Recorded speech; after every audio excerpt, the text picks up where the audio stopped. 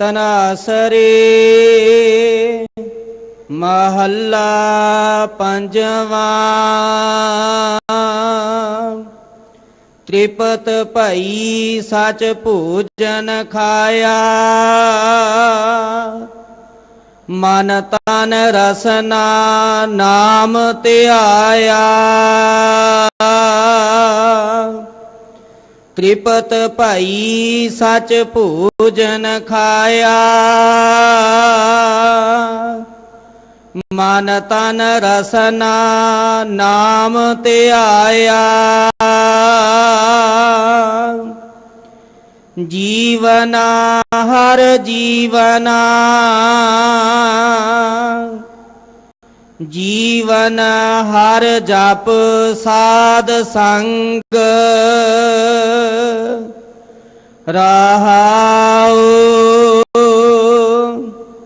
अनक प्रकारी वस्त्र उड़ाए।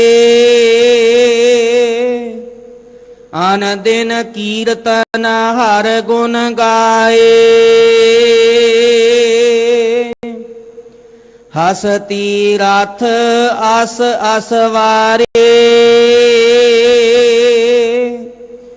हर का मार्ग हृदय निहारे। मन तन अंतर चरण त्याया। हर सुख निदान नानक दास पाया। मन तन अंतर चरण त्याया। हर सुख निदान नानक दास पाया। वाहिगुरु जी का खालसा वाहिगुरु जी की फतेह। सतनाम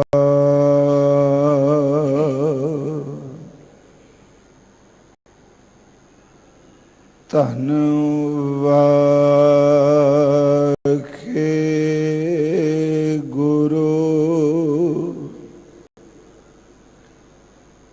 साहिब जियो।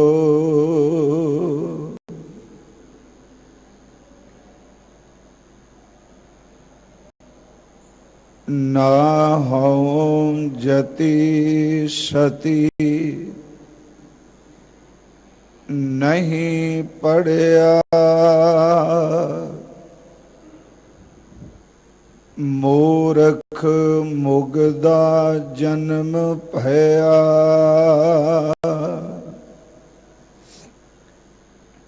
परनवत नानक तिनकी शरणा। जिन तो नाही विसरिया। दंडौत बंदन अनेक बार। सर्व कला समरथ। डोलन ते राखो प्रभु। नानक दे कर हथ। डोलन ते राखो प्रभु। नानक दे कर हथ। परम सम्मान योग जुगो जुग अटल साहिब श्री गुरु ग्रंथ साहिब सच्चे पातशाह महाराज जी दी पावन पवित्र हजूरी अंदर शोभायमान गुरु सवारे सत संगी जनों,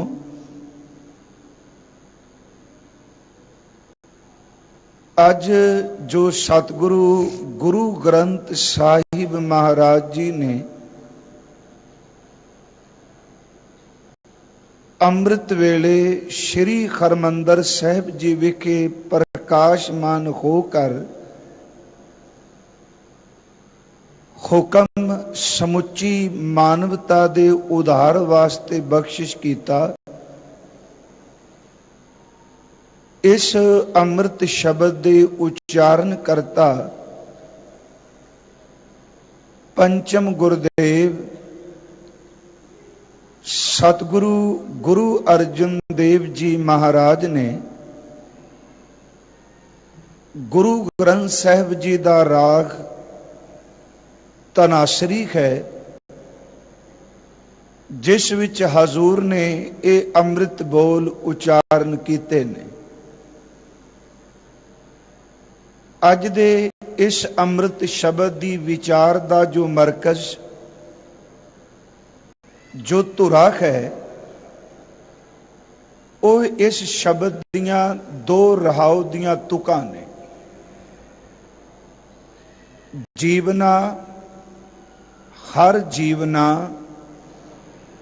जीवन हर जप साध संग। असल विच जिंदगी किस दा नाम है, जीवन किस नूं कहा जांदा है। संसार दी नजर विच जिहड़ा जीवन है, मेरा ख्याल कि उस नूं जे ध्यान नाल देखा जाए, वासना दी लहरां विच प्रवृत्त जिंदगी नूं लोक जीवन दा नाम देंदे ने। पर धन गुरु अर्जुन साहिब जी ने कहा असली जीवन है परमेश्वर दी इबादत वाला, परमात्मा दी बंदगी वाला। ते उस जीवन दी समझ पैंदी है जदों साध संगत विच बैठ के कोई परमेश्वर दे नाम नूं जपदा है।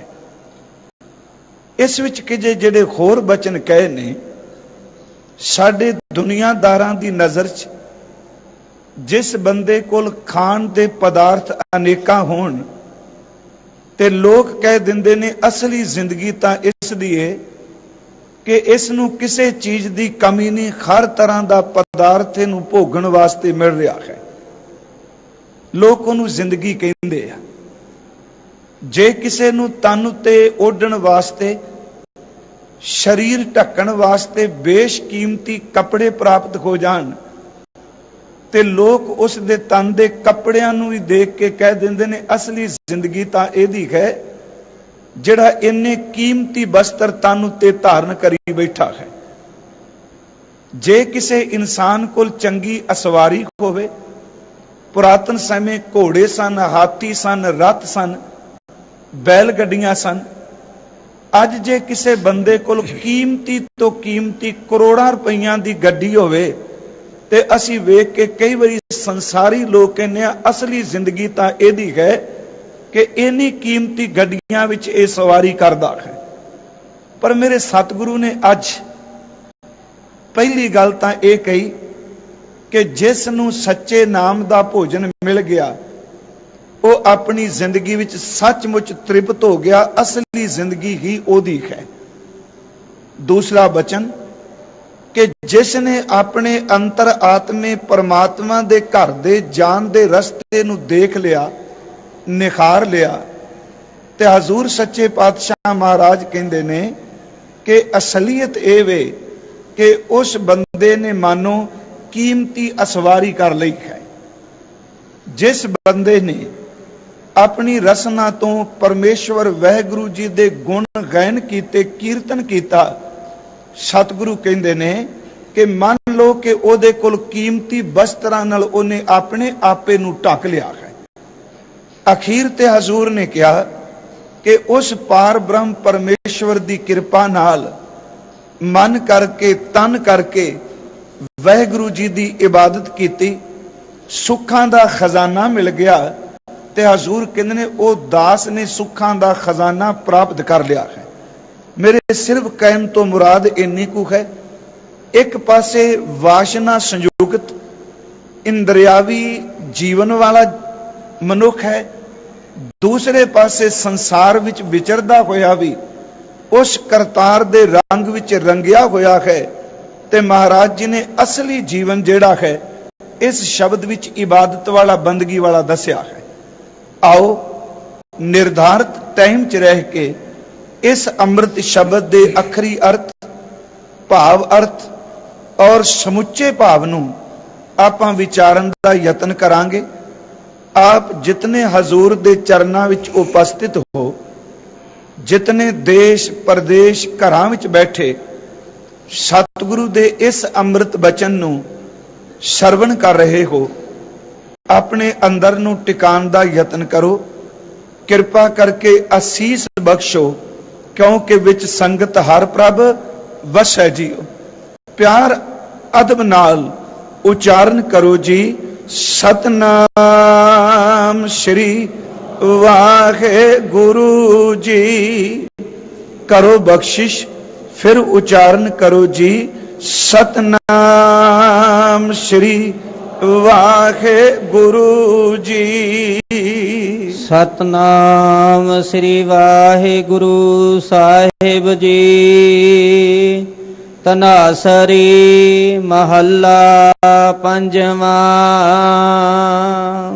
राग तनासरी है और इस रब्बी कलाम दे, इस रब्बी बचन दे उचारण करता शहीदां दे सरताज, निमरता दे पुंज, आतिश दा मुकाबला ठंड नाल करन वाले, जबर दी तपदी होई तवी नूं हरी नाम नाल शांति विच रह के जरन वाले, बाणी के बोहित पंचम गुरदेव धन गुरु अर्जुन दे महाराज, उन्होंने अपनी मुबारक रसना तो उचारण कीता है। त्रिपत भई सच भोजन खाया। सतगुरु गुरु पंचम पातशाह जी महाराज सब तो पहला खान दी गल करदे। दास ने अर्ज कीती, इस शब्द विच ये चार बचन याद रखन वाले ने। कई लोग पदार्थ मिठे छक के समझते ने असली जीवन ए वे, कोई तन ते कीमती कपड़े पहन के समझते ने असली जिंदगी ता एक है, कई बंदे कीमती असवारी करके समझते ने असली ता जीवन ए वे। धन गुरु अर्जुन साहिब महाराज आत्मक जिंदगी नूं ही जिंदगी मनदे ने। आत्मक जीवन जीण वाला बंदा ओही असल भी जीवन है। हजूर ने पहला बचन किया शकन दा। साहब ने फरमाया त्रिपत भई। त्रिपत का अर्थ है कि अंदरों पूर्ण तौर ते संतुष्ट हो जाना। कई बारी असी चलो अर्थ त्रिपत दे रज जाना भी करने कि रज गए, पर बेनती करा, एक आदमी भोजन छक रहा है, ओदी लिमिट ओदी सीमा है। वो भोजन छकन तो बाद एक गल कह दिंदा, हुण कुछ नहीं खाधा जाना, मैं रज गया वां। वो वक्ती तौर ते पेट रजे है, पर कोई समय तो बाद ओदे अंदर भुख फिर सताना शुरू कर दिंदी, वो फिर भोजन वाले पासे दौड़दा है। ते त्रिपत का असली अर्थ जे असीं देखीए ते त्रिपत तो भाव यह वे कि अपनी जिंदगी विच पूर्ण तौर ते संतुष्ट हो जाना, कि भुख नाम की कोई चीज ना रहे, दुनियावी पदार्थां वालों बिल्कुल त्रिपत हो गए। सतगुरु कहते हैं त्रिपत भाई, अंदर तृप्ति हो गई, अंदर पूर्ण तौर ते रजेवा हो गया, रज गए, सच भोजन खाया। जदों उस पार ब्रह्म परमेश्वर वाहिगुरू जी दे सच दे भोजन नूं, नाम दे भोजन नूं, सिमरन दे भोजन नूं, उस सच्चे भोजन नूं जदों छकिया ते सच्चे पातशाह महाराज कहते ने बिल्कुल अंदरों तृप्त हो गए। ते महाराज वो भोजन छकिया किवें जांदा है? अगे फिर सतगुरु उस भोजन नूं किवें छकिया इस बारे बख्शिश कर दे खान। मन तन रसना नाम त्याया। हजूर कहंदे ने ओ असल च भोजन है मन तन रसना नाम त्याया।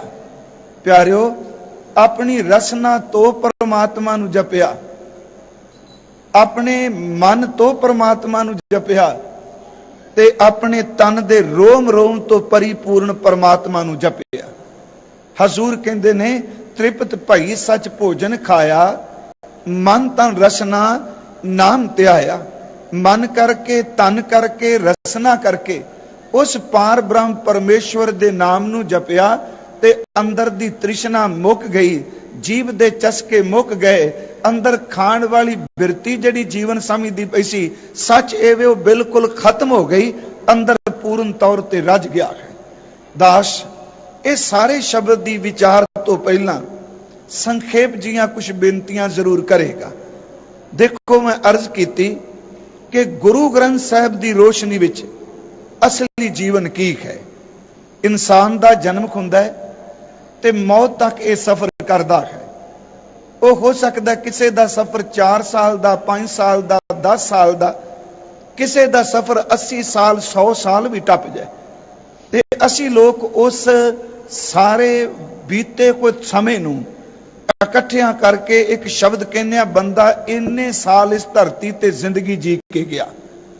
वो मरे कोई दुना की काउंटिंग उन्होंने असी लफ्ज वरत लेने ये बंदा इन्ना समा इस धरती ते जी के गया। इस कोई शक नहीं कि शरीरक तौर ते बंदे ने इन्ने साल इस धरती ते चमड़े दे इस थैले विचों श्वास ले, चमड़े दे इस बुत विचों इन्हें अपने श्वासां दी प्रक्रिया शुरू रखी।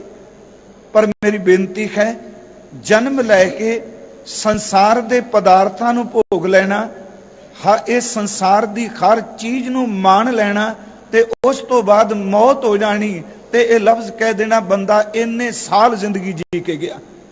थोड़ा जा गुरु नानक साहिब जी दे चरनां च बेनती करके पुछिए महाराज की परमेश्वर दी इबादत नूं छड्ड के, परमात्मा दी बंदगी नूं छड्ड के, कि गुरु दे शब्द नूं कमाई नूं त्याग के असल च दुनिया दे पदार्थ भोग लेने ते संसार विच किसे मंजिल ते संसारी किसे कामयाबी नूं हासिल कर लेना कि महाराज इस दा नाम ही जिंदगी है।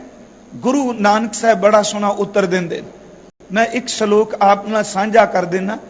वो सिर्फ श्लोक दुनियावी प्रवृत्ति विच जिहदा अंदर है, दुनियावी वासनावां विच जिहड़ा प्रवृत्त है, जिन्हों असी जिंदगी कहने आ।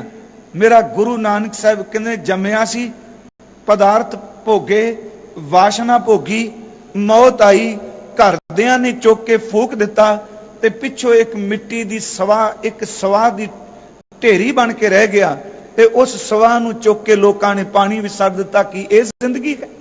महाराज जी दे अमृत बोल ने कि पहले प्यार लगा थन दुध, दूजे माए बाप की सुध, तीजे भैया भाभी बेब, चौथा प्यार उपन्नी खेड, पंजवें खान पीन की तात, छेवें काम न पूछे जात, सतवें सांझ किया करवास, अठवें क्रोध हुआ तन नाश, नावें धौले उबे सा, 10वें दद्दा हुआ सुआ, गए से गीत पुकारी ता। हुण मैं बेनती करा कि इस नूं आपां जिंदगी कहांगे जो गुरु नानक साहिब जी सानू समझाते पे।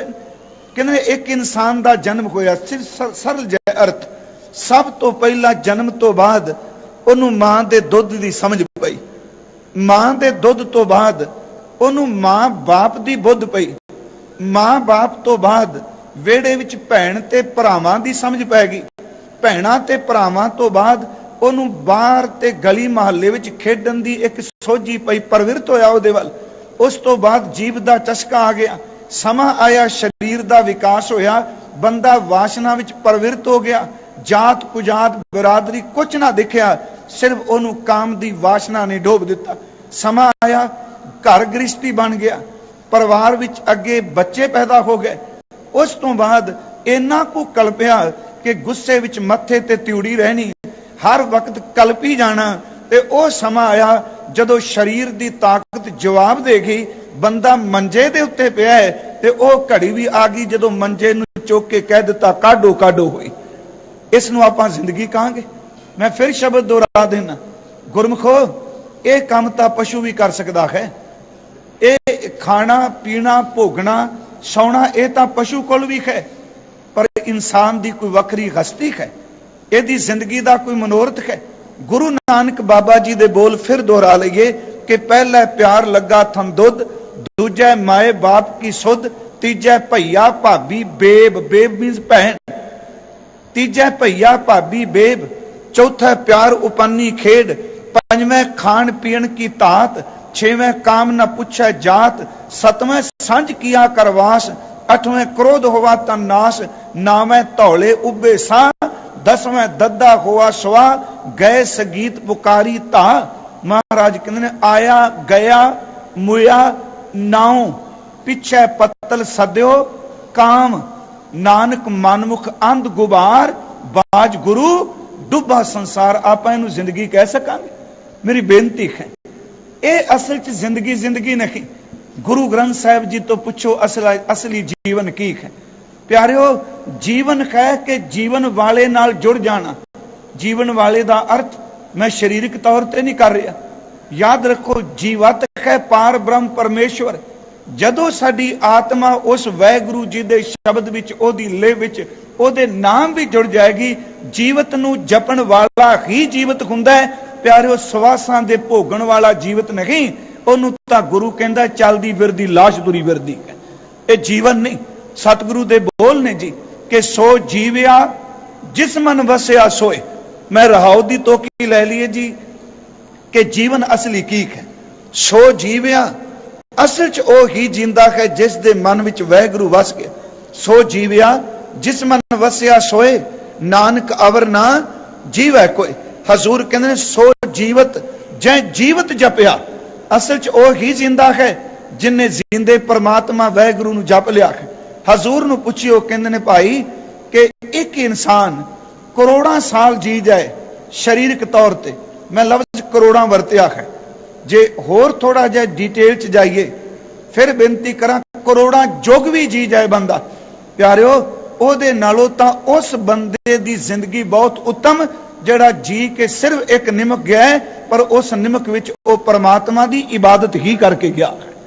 ਕਰੋੜਾਂ ਸਾਲ ਦੀ ਜ਼ਿੰਦਗੀ ਨਾਲੋਂ ਇੱਕ ਘੜੀ ਦਾ ਜੀਵਨ ਬਹੁਤ ਉੱਤਮ ਜੇ ਜਿਸ ਜੀਵਨ ਦੇ ਵਿੱਚ ਪਰਮਾਤਮਾ ਦੀ ਇਬਾਦਤ ਹੈ।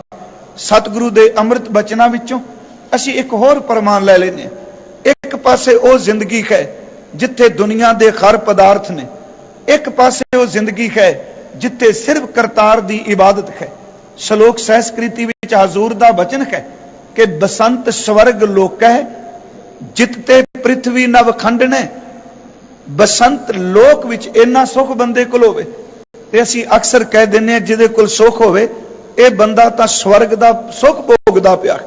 ਮਹਾਰਾਜ ਗੁਰੂ ਅਰਜਨ ਸਾਹਿਬ ਕਹਿੰਦੇ ਨੇ ਬਸੰਤ ਸਵਰਗ ਲੋਕੈ ਜਿੱਤੇ ਪ੍ਰਿਥਵੀ ਨਵ ਖੰਡਨੇ, ਬਿਸਰੰਤ ਹਰ ਗੋਪਾਲੈ, ਨਾਨਕ ਤੇ ਪ੍ਰਾਣੀ ਉਦਿਆਨ ਭਰਮਣੇ। ਲੋਕਾਂ ਦੀ ਨਜ਼ਰ ਚ ਉਹਦੇ ਕੋਲ ਸਵਰਗ ਦਾ ਸੁਖ ਹੈ, ਪਰ ਧੰਨ ਗੁਰੂ ਅਰਜਨ ਸਾਹਿਬ ਕਹਿੰਦੇ ਨੇ ਸੱਚ ਇਹ ਵੇ ਉਹ ਜੀਵਨ ਕਾਦਾ, ਉਹ ਤਾਂ ਜੰਗਲ ਵਿੱਚ ਭਟਕੇ ਹੋਏ ਯਾਤਰੂ ਦੀ ਤਰ੍ਹਾਂ। ਉਹਨੂੰ ਸਮਝ ਹੀ ਕੋਈ ਨਹੀਂ, ਰਾਹ ਹੀ ਨਹੀਂ ਕੋਈ ਲੱਭਦਾ ਪਿਆ। ਜਿਹਨੂੰ ਇਬਾਦਤ ਨਹੀਂ, ਪਦਾਰਥ ਹੋਣ ਦੇ ਬਾਵਜੂਦ ਵੀ ਉਹ ਭਿਆਨਕ ਜੰਗਲ ਚ ਭਟਕਿਆ ਹੈ। ਬਸੰਤ ਸਵਰਗ ਲੋਕੈ ਜਿੱਤੇ ਪ੍ਰਿਥਵੀ ਨਵ ਖੰਡਨੈ, ਬਿਸਰੰਤ ਹਰ ਗੋਪਾਲੈ, ਨਾਨਕ ਤੇ ਪ੍ਰਾਣੀ ਉਦਿਆਨ ਭਰਮਨੇ। ਮਹਾਰਾਜ ਜੀ ਦੇ ਬਚਨ ਨੇ ਕੌਤਕ ਕੋੜ ਤਮਾਸ਼ਿਆਂ ਚਿਤ ਨਾ ਆਪਸ ਨਾਉ, ਨਾਨਕ ਕੋੜੀ ਨਰਕ ਬਰਾਬਰ ਹੈ ਉਜੜ ਸੋਈ ਥਾਂ। ਇਸੇ ਨੂੰ ਜਪਜੀ ਸਾਹਿਬ ਵਿੱਚ ਮਹਾਰਾਜ ਜੀ ਨੇ ਫਰਮਾਇਆ ਜੇ ਜੁਗ ਚਾਰੇ ਆਰਜਾ ਹੋਰ ਦਸੂਣੀ ਹੋਏ। ਇਹ ਵੀ ਤਾਂ ਕਿ ਜ਼ਿੰਦਗੀ ਲੋਕਾਂ ਦੀ ਨਜ਼ਰ ਚ। ਮਹਾਰਾਜ ਜੀ ਨੇ ਕਿਹਾ 40 ਯੁਗ ਧਰਤੀ ਇਸ ਤੇ ਬੰਦਾ ਜੀ ਕੇ ਚਲਾ ਜਾਏ, ਹਰ ਪਦਾਰਥ ਇਹਦੇ ਕੋਲ ਹੋਵੇ, ਕੋਈ ਬੰਦਾ ਇਹਦੀ ਮੁਖਾਲਫਤ ਨਾ ਕਰੇ, ਕੋਈ ਇਹਦੇ ਵਿਰੋਧ ਵਿੱਚ ਨਾ ਬੋਲੇ, ਪਿੱਠ ਪਿੱਛੇ ਵੀ ਲੋਕ ਇਹਦੀ ਜ਼ਿੰਦਗੀ ਦੀ ਸਿਫਤ ਕਰਨ, ਪਰ ਜੇ ਬੰਦੇ ਕੋਲ ਪਰਮਾਤਮਾ ਦੀ ਨਜ਼ਰ ਨਹੀਂ, ਨਾਮ ਤੋਂ ਵਿਰਵਾ ਹੈ, ਤੇ ਇੰਨੀ ਉਮਰ ਭੋਗਣ ਵਾਲੇ ਦੀ ਕੀਮਤ ਰੱਬ ਦੇ ਘਰ ਵਿੱਚ ਇੱਕ ਕੀੜੇ ਦੀ ਤਰ੍ਹਾਂ ਹੈ। ਉਹ ਕੀੜਾ ਜਿਹਦੇ ਉੱਤੇ ਪਰਮਾਤਮਾ ਨੂੰ ਯਾਦ, ਵਾਹਿਗੁਰੂ ਦੀ ਯਾਦ ਭੁੱਲਣ ਦਾ ਦੋਸ਼ ਲੱਗੇਗਾ। जे जुग चारे आरजा होर दसोणी होए नवा खंडा भी जानिए नाल चलै सब कोए चंगा नाम रखाए कै जस कीरत जग ले जे तिस नदर ना आवई ता बात ना पूछे के कीटा अंदर कीट कर दोषी दोष धरे। एडा वड्डा बंदा ओदे उत्ते दोष आरोपण किया गया, तू असल च जिंदगी जी के नहीं आया, तेरे उत्ते दोष है, तू सब कुछ लैके परमात्मा की इबादत भुल दी, असल जिंदगी तू जी ही नहीं सकिया। फिर मैं अर्ज करांगा प्यारिओ, असल जिंदगी की है? जदों असीं गुरु ग्रंथ साहिब का पाठ करने, हजूर की बाणी नूं पढ़ने, ते महाराज कहते हैं असली जिंदगी है साध संगत विच बैठ के परमात्मा की इबादत करनी, उस प्रभु नाल अपना संबंध बना लेना। असली जिंदगी है उहदे नाल अपना रिश्ता जुड़ जाना। कई बारी दास अर्ज करदा हुंदा है कि सूरज की किरण पैंदी है ते कमल का फुल खिड़ पैंदा है, पर असल च उस किरण की स्पर्शता ही उस फुल वास्ते जिंदगी है। फिर अर्ज करा कि असली जिंदगी गुरु ग्रंथ साहिब की बाणी विच परमात्मा की इबादत ते ओ इबादत जिहड़ी सत संगत विच बैठ के की जाती है। कई बारी मन च यह ख्याल उठते हैं कि अकलियां बंदगी कोई शक नहीं कि निजी तौर पर भी परमात्मा की इबादत बंदगी हुंदी, पर प्यारिओ जदों सत संगत विच बैठ के कोई जपदा है उस जपे का फल कई गुणा ज्यादा है।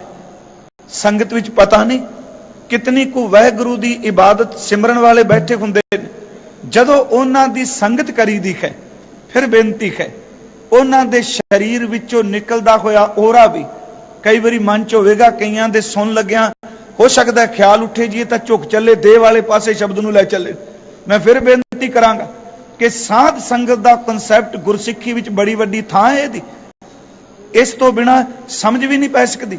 देखो जिवें असीं गुरु ग्रंथ साहिब च एक श्लोक पढ़ने हैं भगत कबीर साहिब जी का, वो श्लोक है कि कबीर सोई मुख ध्यान तन है जे मुख कहिए राम, उस जबान नू उस मुख नू धनता जो कहो जिस जबान तो परमात्मा का नाम जपया जाता है। कबीर सोई मुख धन है जे मुख कहिए राम, देही किसकी बापरी पवित्र होएगो ग्राम। ये महाराज जी ने शब्द वरत्या कि जिथे परमात्मा की इबादत